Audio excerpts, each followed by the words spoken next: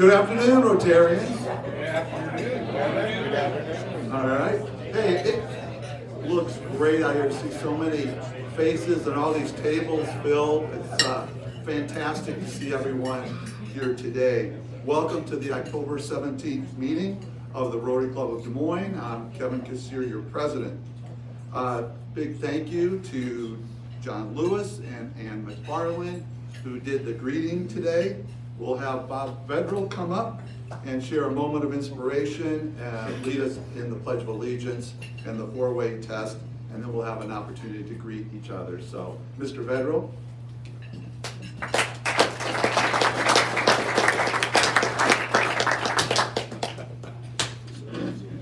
Thank you so much. Thank you, President Kevin. We are here to honor and respect the 3 decades and 3 years of service to the Des Moines Police Department by Chief Dana Winter, who was 10 years our chief for the department. I'd like you all to stand, please, for a moment. Thank you. I ask you to stand not only in his honor, but the men and women who serve our police department, the city of Des Moines, those who serve in our respective communities, the state of Iowa, and throughout the country. The motto of the Department of Police for the city of Des Moines is to empathetically serve all people and relentlessly pursue justice on their behalf. And I'd like to read you a poem I found. You say you are no hero. You say you are no hero. I beg to differ there. You say it doesn't affect you, which is also quite contrary. Put on the uniform, duty belt, boots and vest. Head out into the night and hope for the best.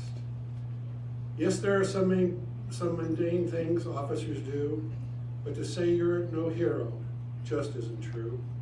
Traffic stops, welfare checks, domestics aren't all. You never know what you will encounter on that call. From suicide attempts, accidents, DUIs, burglaries, and hostage situations. I don't know about you, but in my heart, it's having palpitations. As I lay awake at night and wait for your text, I wonder to myself, what will he face next? You saved a woman that wanted to take her life. Your quick reaction as you took her knife.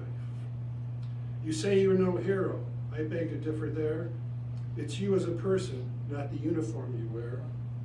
Warrant squad, SWAT team, those who scare me the most. You deal with some horrible situations, but you never boast. I see in your face, we discuss your night, but you always say not to worry, everything will be all right. I kiss you goodbye as you walk out the door, but it's the pit in my stomach that I just can't ignore. You called and say you will be late. You have a SWAT call. I said be safe. I love you above all. Shots fired at the blue. But you had to end the threat. You did what you had to do. Your duties were met. You say you are no hero. I beg to differ there. You say it doesn't affect you. I say that's quite contrary. I'm the heart behind you. You do not walk alone. I love you with everything. I've got what you want this to be known. If only understood the sacrifices officers make. Running towards danger, no room for a mistake. Missing holidays and occasions added to the long list of things of which an officer's life does consist. You say you're no hero. I beg to differ there. You say it doesn't affect you, which is quite contrary. I am your safe haven, your place to unwind. I am here for eternity, for your peace of mind. You are my hero. Please join me to pledge allegiance. I pledge Allegiance to the flag of the United States of America and to the republic for which it stands, one nation, under God, indivisible, with liberty and justice for all. And now the four-way test. Is it truth? Is it fair to all concerned? Will it build goodwill and better friendships? Will it be beneficial to all concerned? Now please greet your fellow Rotarians.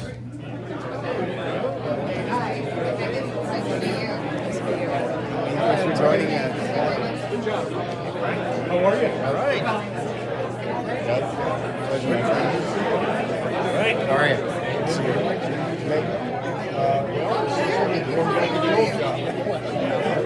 Come visit us, 2819 Hi, Greg. Mr. Mayor. Dave. How are you? Doing well. See you. I'm good.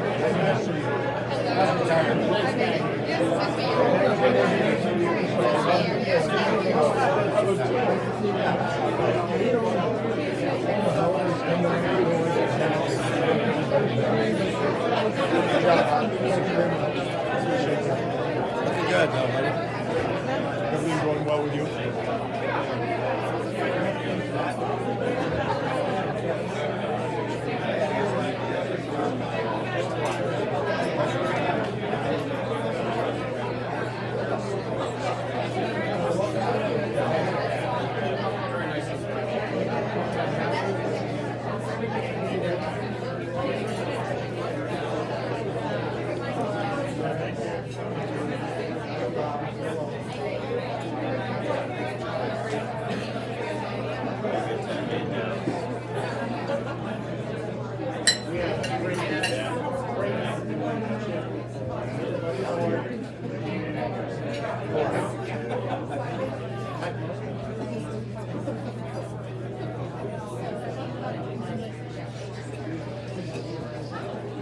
All right, can I ask you to take your seats, please?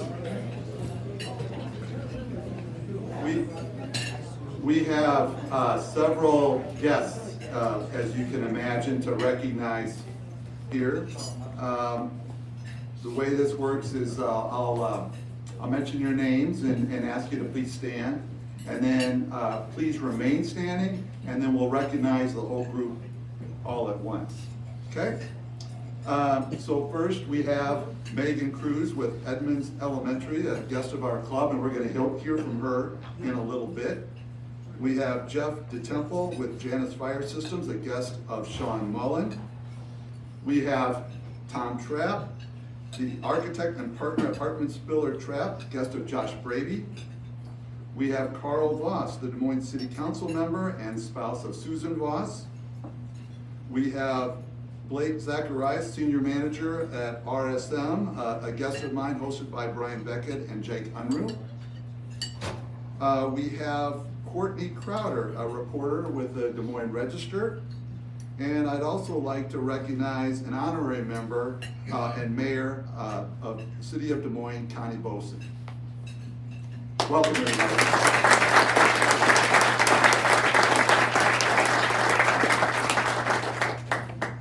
Thank you.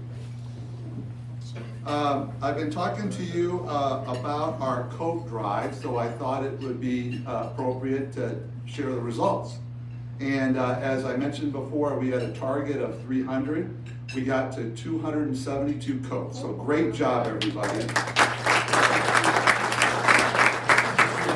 And I don't know if you're aware, but the cool thing is that whatever number of coats we come up with, then they arrange for matching mittens, boots, scarves to keep 272 kids warm this winter. So great job, Rotary Club of Des Moines. So on that point, we have another, now that that's completed, we got another opportunity to serve our community. So I'm going to ask Colleen Rogers-Messenger, who's with our Community Service Committee, to come up, along with our guest Megan Cruz, to talk about this next opportunity to make an impact in Des Moines.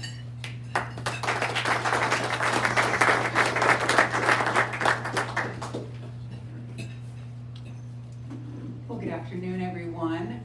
Fall is my favorite time of year, and for one reason is that this is my third year in a row being our club liaison with the wonderful Megan and our Edmonds Elementary Thanksgiving gift card drive. So I wanted to have Megan come up with me this year, change things up a little bit. And so first, Megan, will you tell everyone a little more about your role and what you do in the school? Sure.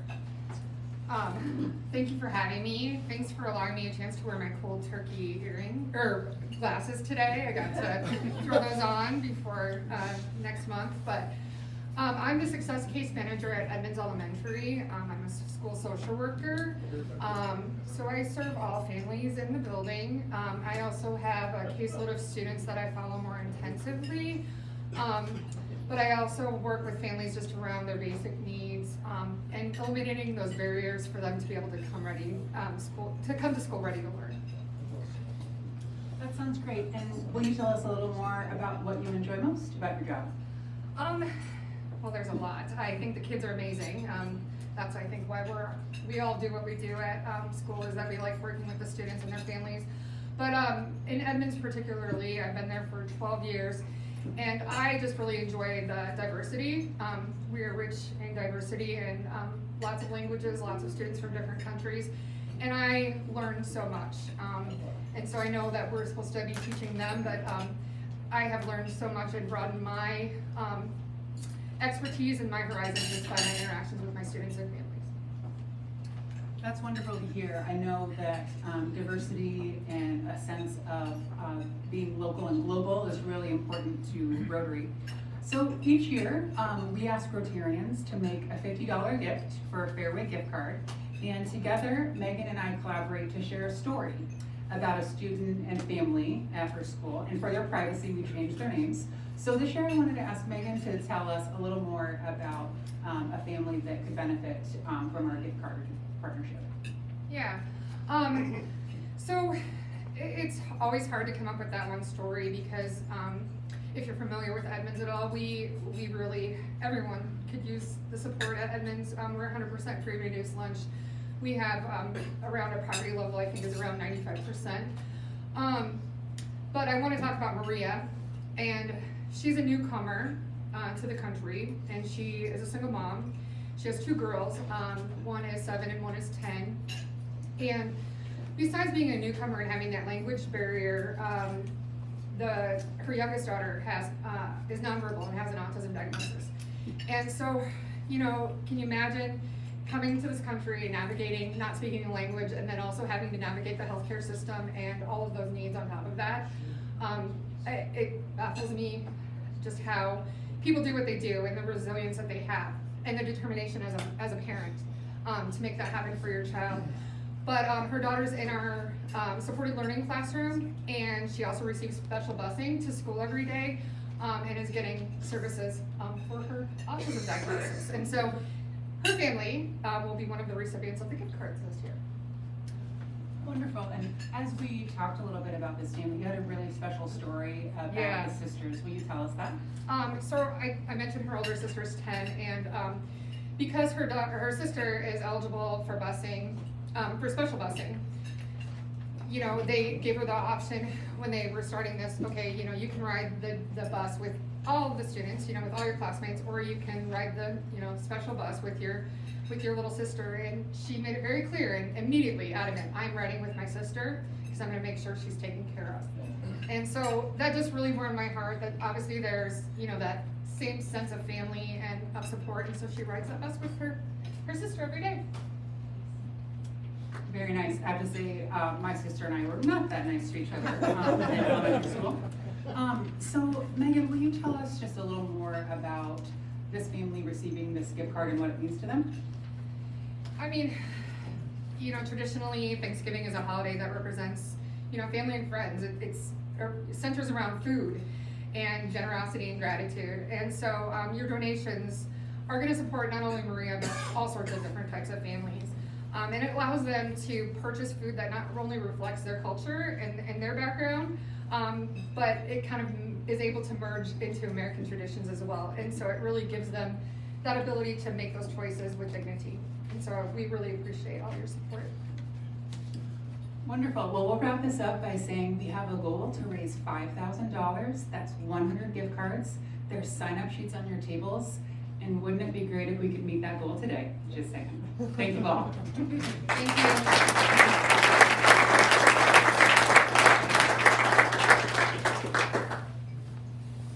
Thank you, Kelly and Megan. Okay, we're going to move on to Oh, That one? Oh. yeah, I forgot about that one. Yeah, so where in the world was club number 27? Well, Tim and Kitty were in Memphis at the large club conference recently, and I heard everything went okay, and Tim was, where's Tim? I had to keep track of Kitty the whole time. Okay. I didn't get any phone calls overnight about bailing Tim out, so I'm sure they had a great time down in Memphis. And did you meet somebody? Yeah, Priscilla Presley. Oh, yeah, so on the upper left corner is Priscilla Presley and our own Kitty Morehouse. Want to touch me? All right, let's move on to Did You Know? And for today, my topic is Italian food. Why? I just like Italian food. So here we go. Question number 1. Do you know where the name Margherita pizza came from? Jimmy Buffett. Yeah. No. Wayne Margarita. Pardon me? Wayne Margarita. Wow, Dick, Hey, I think that deserves a round of applause. Wow. I thought no one was gonna get this. Okay, that's how smart this room is, so, yeah. So Queen Margherita was a queen of Italy in the late 1800s, and I guess at that time they were eating a lot of French food in Italy. Who knew? So she was getting kind of tired of it, and she went to Raphael Esposito, a pizza chef of great reputation, to come up with a new dish for her, and hence the Margherita pizza was born in June of 1889. So there you go. Look how much smarter you are. And now, all right, will someone get this? I don't think so. What is the technical term for a single strand of spaghetti?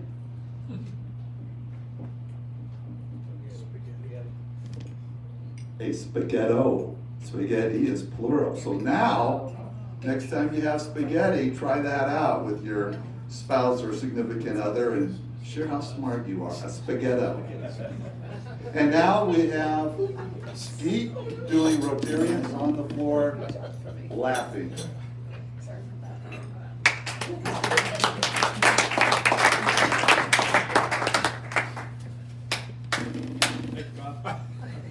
Thank you for that underwhelming ovation. Hey Kevin, you know what they call Italian food in Italy? No. Food.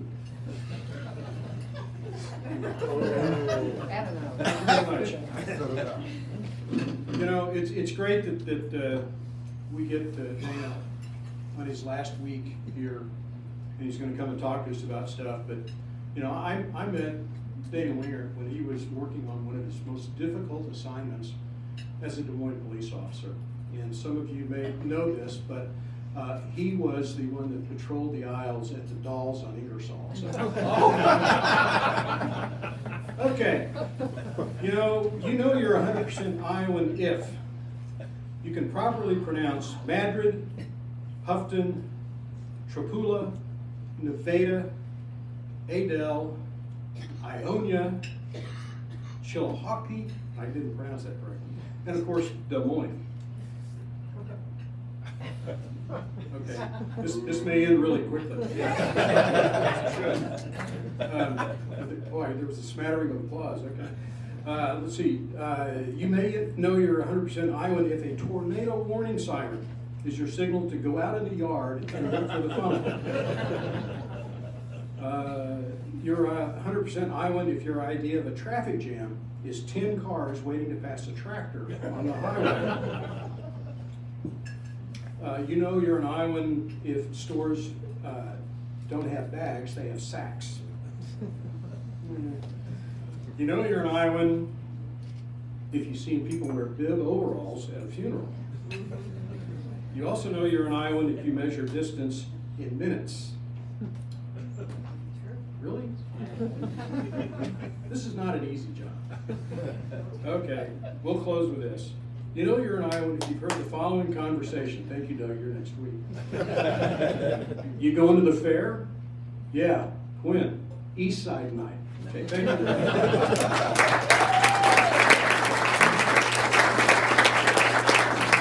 It is a hard job, so Skeet, Doug, thank you.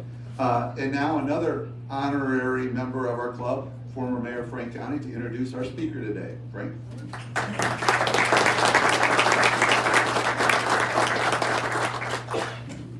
I thought maybe that was honorary because I think I joined in 1971. So now I'm really honorary, here we are.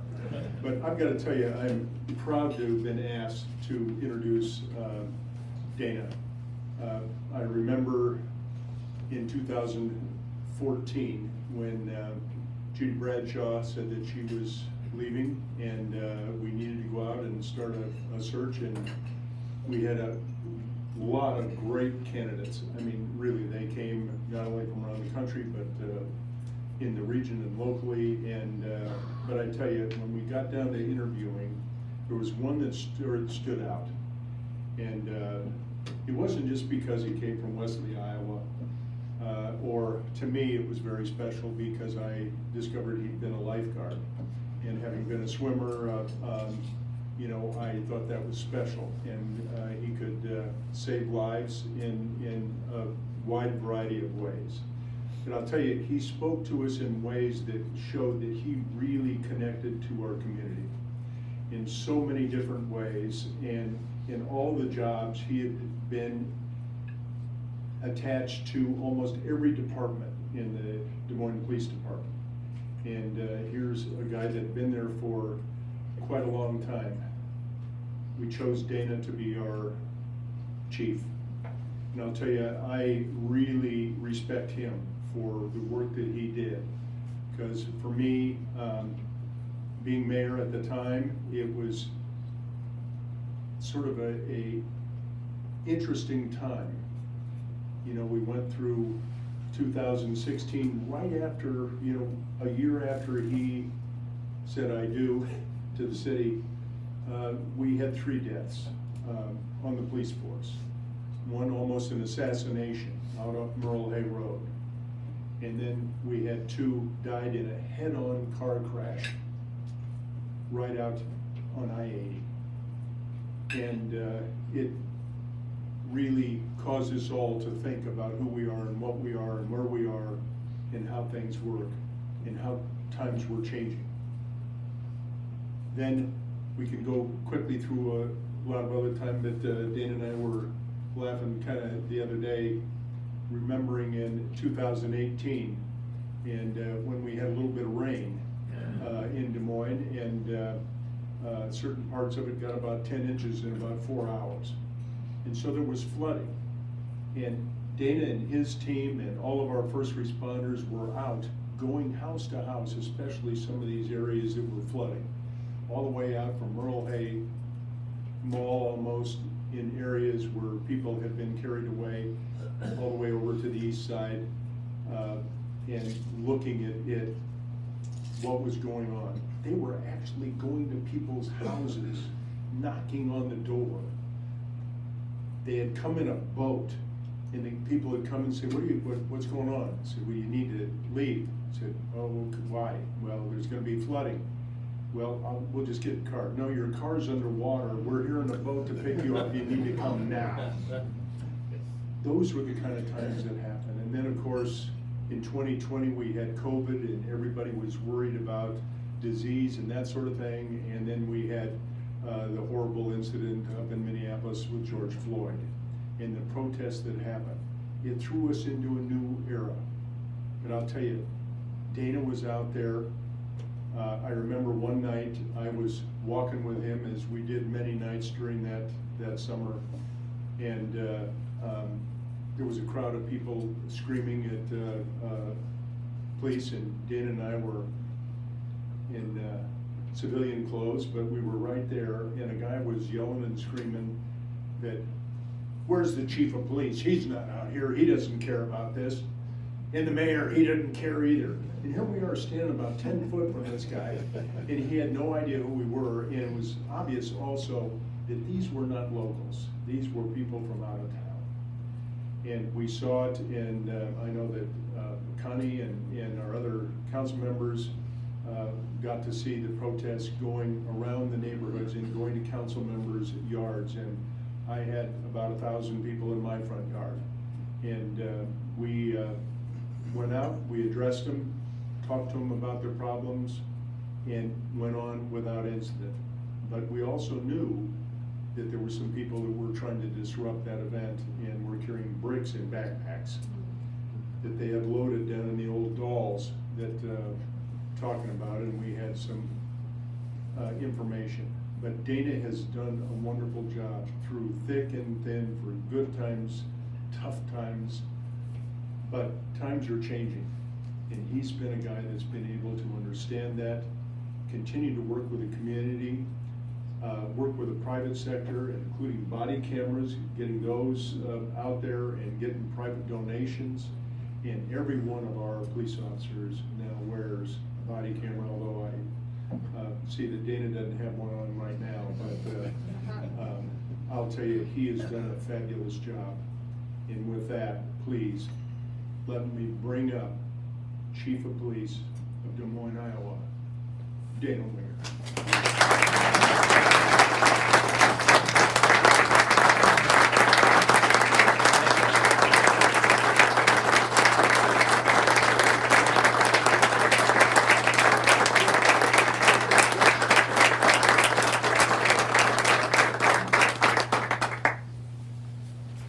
Thank you so much for having me. This is a big deal for me to get to come here again. I've been able to speak, at the Rotary several times, and this is kind of the who's who, the city of Des Moines, in my opinion. So it's a big honor for me, and I love this joke, so I'm going to do it again. There's a big sign that says "Talk into the microphone." So this is probably for when the fire chief comes, right? I shouldn't talk about the second responders like that. We won't tell them. Actually, I have two sons that are on the Des Moines Fire Department. They went to the dark side. We don't hold that against them. We still love them. Not as much, but we still love them. And I just thought of something. When you first joined the Rotary, I was 3. I'm not sure I was eligible. And if it makes anybody else feel better, what you sat through earlier, I sent a message while it was going on. Skeet's car is getting impounded as we speak. Sorry, Skeet. I'll give you a ride home. No, but this is a big deal. So, a lot of people in this room are probably thinking, why is this dude even here? In about 6 days, I'm going to be yesterday's news. But it's been a hell of a ride. 33 years, they always say begin with the end in mind, right? Well, I don't know if you can predict what's going to happen in 33 years. A lot of change, but it's changed for the better. This city is special in so many ways, but the number one reason is the people. And that's no different than your police department. So we recently appointed, authorized the city council, city manager, and the mayor, new chief of police. His name's Michael McTaggart. If you have not met this guy, he's been with the department for 25 years, and he is arguably the smartest guy in the building. And I would never tell him that.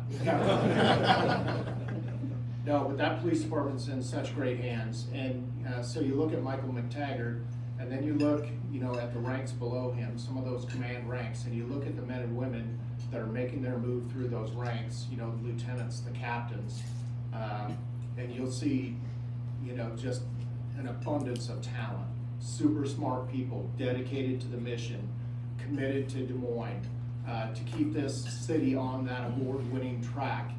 And, as this process was going on, in the back of my mind, obviously I can't come out publicly and endorse somebody or, say something in the media, even though I know it in my heart to be true.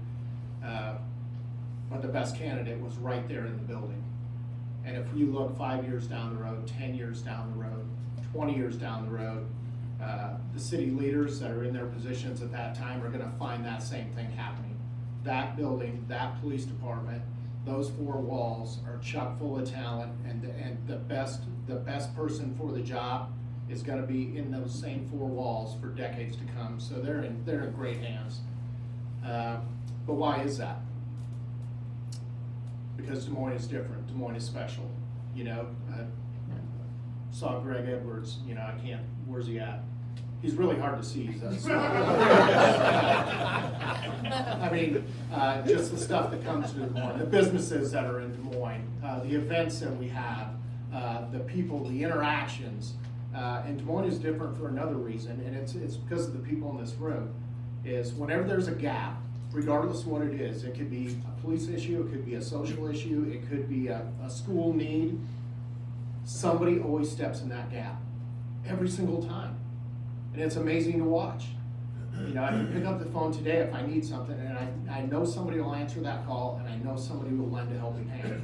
That's what makes Des Moines different. It's not selfish, it's everybody working together. You know, we read the four-way test. I mean, that could be my mission statement, basically. You know, is it beneficial to everyone involved? Is it good for everyone? Is it good for the whole? Or what we do as a police department, is it good for the community? Because we look at it kind of in the perspective of, you know, if you ask me, Dana, I want you to police this community. Okay, I'm old, I've been here for 33 years, I can figure that out, right? I know what's going on in Des Moines, I can get pretty close. So you can either police this community or you can be part of this community. And when you're part of this community, you get a whole new perspective. Because it's not, you know, 30 years ago when I came on, here's how you measured the police department. You know, we didn't have satisfaction surveys, we didn't have social media surveys where, hey, tell us what you think, how are we doing, you know, how do we stack up? You simply looked at your 911 calls and you figured out how fast are we getting to those. Okay, if you're doing good there, then you looked at how good are you at solving cases. And if your percentages were high, and ours have always been above the national average, then you had a good police department. Those were your two measurable things to establish whether or not you were doing a good job. Now those things are still very important, but they're not the most important things. The most important things is going to that neighborhood association and saying, what are you seeing in your neighborhood? How do you feel? Do you feel safe in your community? What can we do to make you feel safe in that community? It's meeting with the business community. What are you seeing in downtown Des Moines? Or what can we do to draw more businesses into this community? Because we know if it's not safe, people aren't coming here, right? I mean, that's a basic principle of, you know, that's a basic human need. You need to feel safe. I think our police and fire departments have done that. Our city officials, you know, our elected officials, our city manager, they understand that. We've had all the support we need. And now it's a matter of just putting that stuff into play. And I think we've done a pretty good job of that. I notice we're being recorded here. If you could, you know, Jordan, if you could make me look like young Brad Pitt, not old creepy Brad Pitt, like Fight Club. That'd be terrific. You know, and at 1 o'clock, I'm gonna bail out of here. I'm gonna jump in my car that's illegally parked down here, and I'm gonna head over to the World Food Prize. And I'll have the honor of reading the oath of office for the new chief of police. When I do that, I'll hand him a badge that says chief. And 10 years from now, I'm gonna look back and I'm gonna say, okay, that cat took it to a whole nother level. Because that department is ready to roll. He is smart, he will have new ideas, all the work will continue to get done, but he's smart, he's innovative, the people trust him, the people in the community know him. You know, I don't know how you measure my tenure, you know, as the chief, and that's really not for me to measure. All I know is I'm a dude that had a front row seat to watch some pretty amazing stuff every single day. And we had good times and we had bad. You know, 2020 really wasn't that much fun. In fact, 2020, I thought maybe somebody else would be up here today because it got a little dicey. But I've had a front row seat to watch that every single day, and that's pretty incredible. That's pretty incredible. Like a lot of folks in this room probably don't know what happens, you know, at 2 in the morning.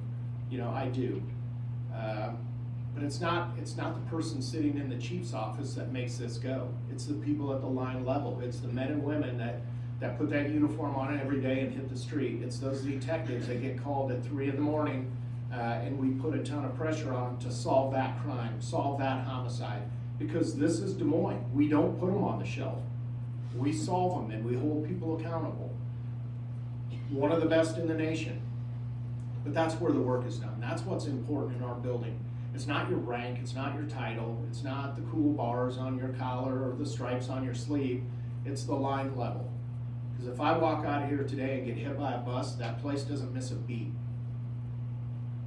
Every trip gets humped, every case gets followed up on, crimes get solved, programs, projects with our youth get done, neighborhood associations get a voice, the business community gets to meet with our folks, we still sit on boards and commissions. Everything continues to happen. So I don't even know how you measure, the last 10 years. I measure it by, I feel like I'm blessed. I feel like I'm super lucky.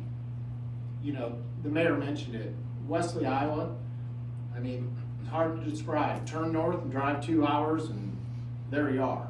But don't blink, because there's about 300 people there. 33 years ago, I had never dreamed I'd be standing here. 33 years ago, I was hanging garage doors. And my wife decided that, construction work gets slow in the winter and we're probably gonna starve. It turns out I like peanut butter sandwiches, so I was good with it. So she saw an ad in the paper and she went down to City Hall, got an application, she filled it out, and she forged my name on it. That is absolutely true. That's a true story. Mayor, I hope that doesn't affect my pension. We're gonna hold that. But it was, she's like, we gotta do something. And I'm like, well, we certainly can't do this. This is a really bad idea. Like, they're not gonna hire me. They shouldn't hire me, that's crazy. And they did, they took a chance on, a kid from small town Iowa. That's a blessing.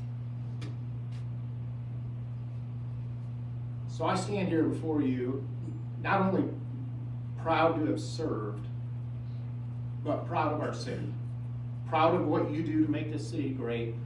Proud of what you guys do, what you have going on in the schools. That just warms my heart. It's the little things like that make Des Moines great, and it happens all the time. And it starts with groups like this. So nothing goes overlooked, nothing goes unchecked, nobody has to go without, because we're Des Moines. 2020, here's how you can measure Des Moines. Here's how you can measure the people of Des Moines, this community, the leadership in this community, the citizens of this community. Look at 2020. Okay, that was bad all over the country, right? We get it. Look at how many communities haven't recovered from that. Look at how many communities are still battling that every single day. Whether it's funding issues, whether it's unrest that continues to go on, whether it's just the mindset in those communities that didn't allow the pendulum to swing. And in Des Moines, Iowa, that pendulum did swing. Yes, we learned a lot of things. Yes, we made some changes, but it swung back in Des Moines, Iowa. And as we stand here today, we're not just right back where we were, we're better than we were, because we learned from that. But that doesn't happen because you have a great police department, that doesn't happen because you have a great city council or a great mayor or, great city services. It happens because of the people in the community. So somebody asked me a couple days ago, okay, what's the best thing about being the chief? I'm like, not sure. There's a lot of great things, but there really is. And it's the people. It's the people I've been able to meet. It's the opportunities like this to stand in front of a group of people who truly care, and truly caring about your community and devoting your life to that is a full-time job. And you don't have to be the police chief to do that.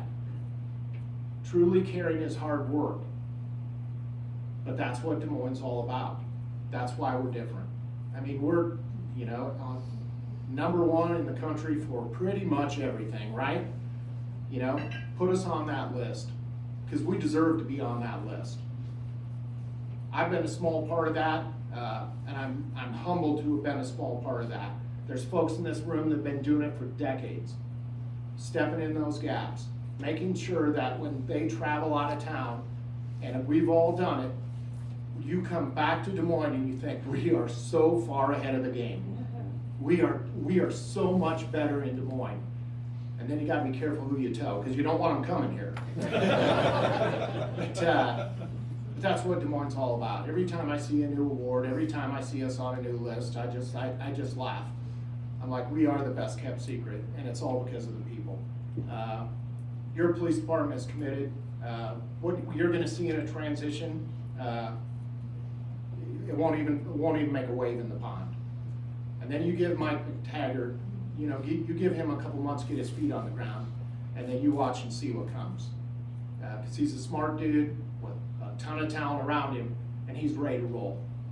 So I'd like to take any questions, any other than Skeet. If anybody has anything they would like to ask, I'd be happy to answer it. Nothing's off limits here. I can't even get to the door from where I'm at. So anything out there? Actually, I do have a question. Oh, great. Yes, I'll give you a ride home. Where's the impound lot? That's Jackie. Yeah. So, first of all, thank you. I shared privately, but I do think it's really important that everybody understands how important the relationship between DMPD and DMPS is. And it was fractured for a little bit. And I can't say thank you enough, because the DMPD keeps showing up. They're at games, they're present, they're embedded now in our operations department with our public safety. And so I hope everybody knows that that was definitely a result of an openness by you, so thank you. I have kind of a serious question, and it's not meant to be a political question. We've got 35,000 human beings that are in schools in Des Moines, staff and students. And there's so much discussion around gun safety and gun laws and guns as the issue. And we all know that happens like kind of 1 in a million, right? The odds of that happening. But as you look at the topic of gun control, is there actually something, when you think about policy, that could truly move the needle as a result to gun control, or I don't want to say or not, but just your thoughts on that, if that's okay. Okay, so did everybody hear that question? It was about, what can we do, in terms of really moving the needle on gun control. That was kind of the long and short of it. We're taking guns off the street in record numbers every year, and that started probably in 2018. 800, 900 guns a year from people that shouldn't have them. They might have drugs on them, they might be felons, they might be using it in a crime. Those numbers continue to skyrocket, and that's consistent across the country. We could stand here all day and probably argue the Second Amendment, but the odds of anything changing there are about zero. The one thing that we've tried to do in Des Moines that has actually moved the needle a little bit is you have to hold people accountable for it, okay? If you're a felon and you have a gun, there are consequences. And as a felon, you know that going in. So the slap on the wrist isn't good enough, because if you've done it once, you're gonna do it again. We've had tremendous success using our U.S. Attorney's Office to prosecute some of those cases. And I'm talking about career violent criminals, that get caught with those guns, because, instead of, getting 30 days in jail at the county jail and probation, you might get 7 years in a federal prison. So identifying who those people are that shouldn't be on the street, and we're not talking, the mistake or things like that, the low-level offenses, but those career criminals that cause chaos in our community, using all the resources at our disposal to basically take them out of our community. And we've had a lot of success with that. The gun thing, the number of guns out there, it's incredible. And it scares me to death, right? Because I'm trying, 2 in the morning, I'm trying to sleep, and I have officers out there responding to calls for service, and they're making traffic stops. And 30 years ago, if you took a gun off the street, everybody at the police department knew it by noon. like, oh, great job, you know, you got a gun, blah, blah, blah. Now it's multiple times a day. And it scares me to death. The ghost gun thing. I mean, now we've just infiltrated, you know, communities with guns that we can't even track now, that they're making them on 3D printers. Or you can get online right now, if you wanted to, you could pull up, you get on your phone right now, order one part from this company, one part from this company, one part from this company, and Amazon will drop it on your doorstep tomorrow. And in 5 minutes, you can put this gun together and it doesn't have a serial number. That's crazy. What kind of world do we live in? Don't tell me we can't regulate things like that. But we have to get after it, because pretty soon, I mean, I don't know what the world looks like if everybody thinks they have to have a gun. Now, having said that, in Des Moines, Iowa, we're not less safe today than we were 30 years ago. We're not. Because the shootings that we have in Des Moines, and this is consistent across the metro area, whatever community you live in, those are targeted attacks. They know who they're going after, so you don't have to be looking over your shoulder, you know, when you're, you know, having beers at Big Grove or dinner at Alba. It's not that way. Those are targeted attacks. It's people, it's relationship based. It could be gang related, but it's people that know who they're going after. That's what we're focusing on. So we have a violent crime task force that is also infiltrating those. So, you know, instead of taking one gun off the street and putting one person, you know, in the federal court system, we'll do 15 people, we'll do 20 people, we'll take the whole group. We've had tremendous luck with that, but the gun thing, as it stands today, isn't going away.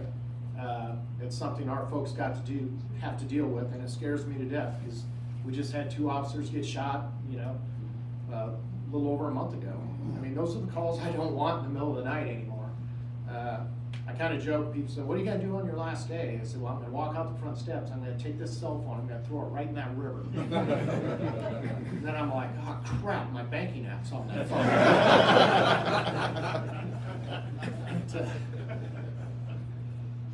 Anything else?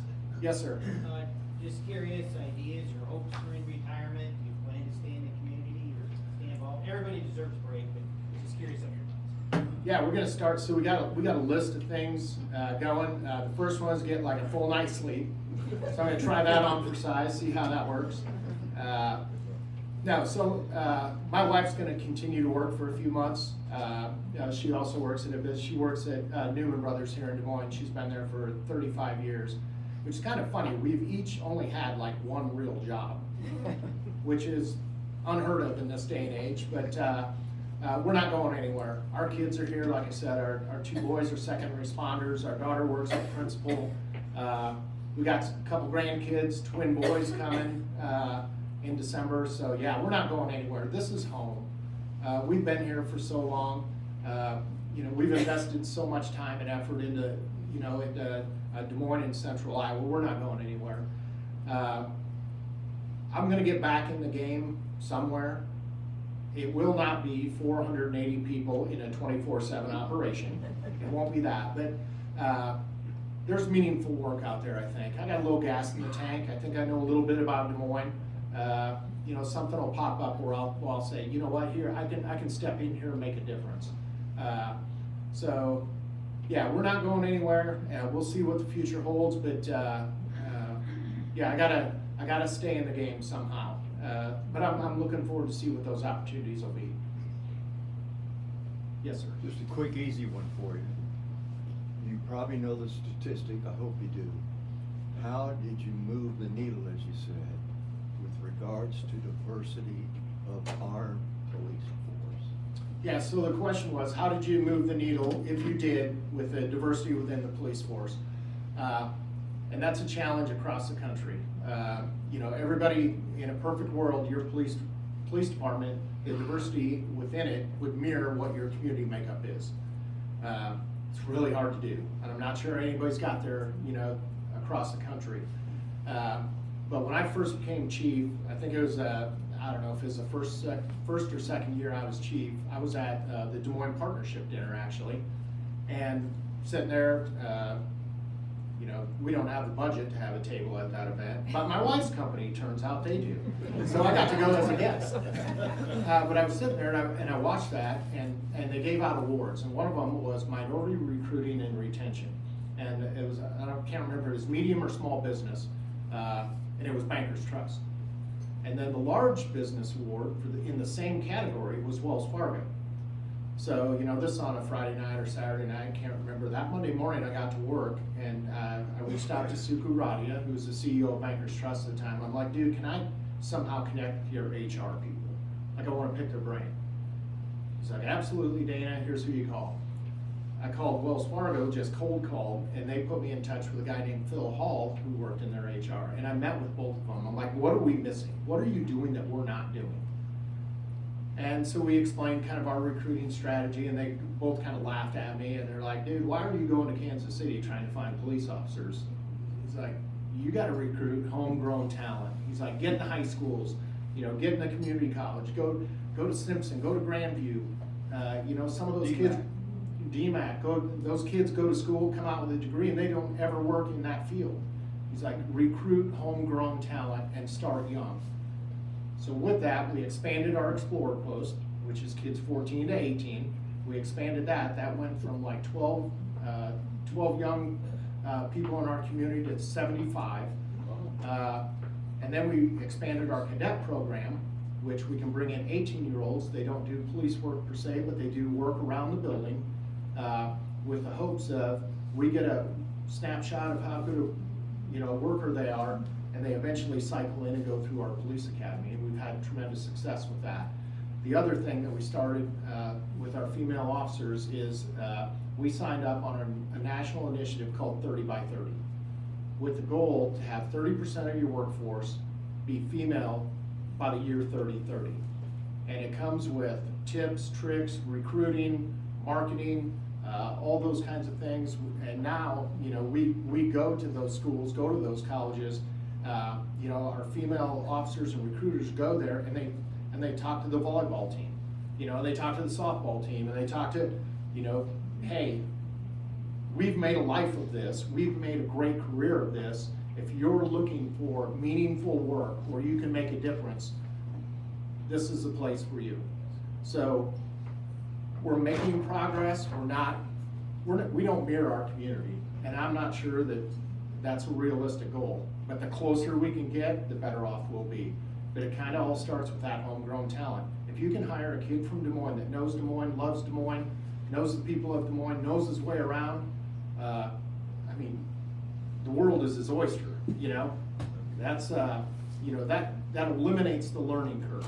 Like me, I had to get directions to the police academy day one. Like, I got lost.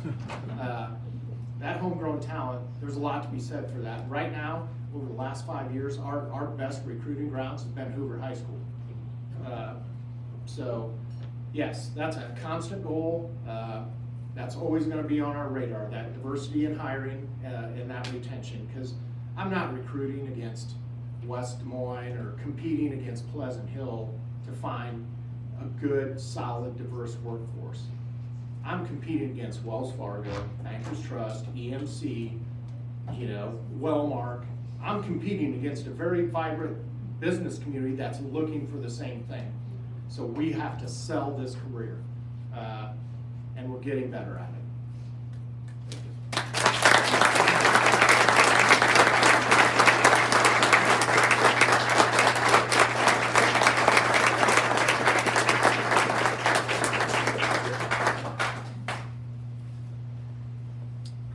Thank you, Chief. We all want to thank you for your years of service to our community and making this a great place to live. We also really appreciate those years of you coming back time after time with a Police Officer of the Year award. So we feel like we have a great relationship with you, and we don't want to say goodbye to you. So here's an idea. Retirement, you're going to have some time. How about joining the Rotary Club?